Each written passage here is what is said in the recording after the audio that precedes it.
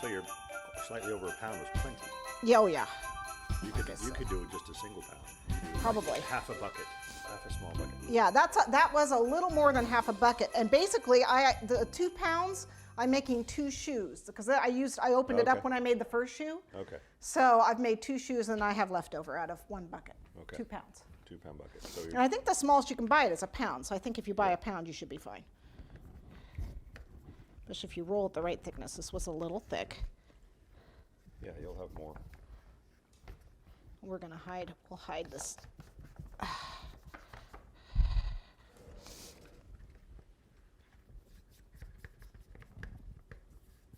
Okay. So we're just moving our fingers along that base there.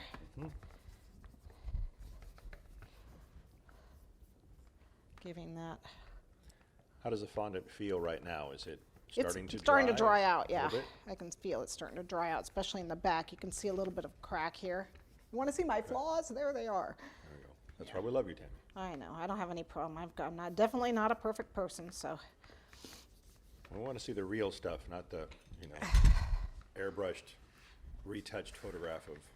Okay, so you saw that I had cut a board. Basically, what I had done is taken those and stuck them on the board, the cookie cutters, stuck them on the board, and then used that to.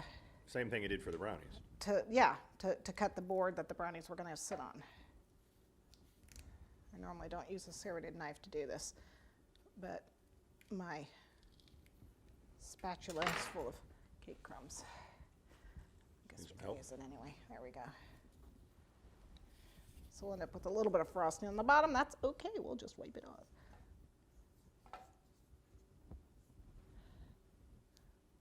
Get it So you're just trimming the excess off the edges. Yep. Trimming the excess off. And then I'm going to cover this with a little bit of black so that you don't see this nasty bottom. So don't worry about that. Like it'll look like the sole of the shoe.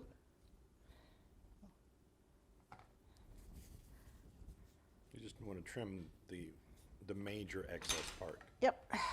Plus you've got pretty thick fondant. It is really thick. So it normally so if you wouldn't be needed that to get thick. some, length out of it or something, if you wanted to put some back, you could. Yeah, we could. But you won't need to. We're good. We're good. Okay. So let's grab our board. Looking good. Okay. Now, that was the hard part. Now comes the fun part. Okay, so we've got this pushed up, and we're going to curl it just a little bit. If you want, you can use your smoothers on it if you feel the urge to, smooth something out. I happen to like it bumpy.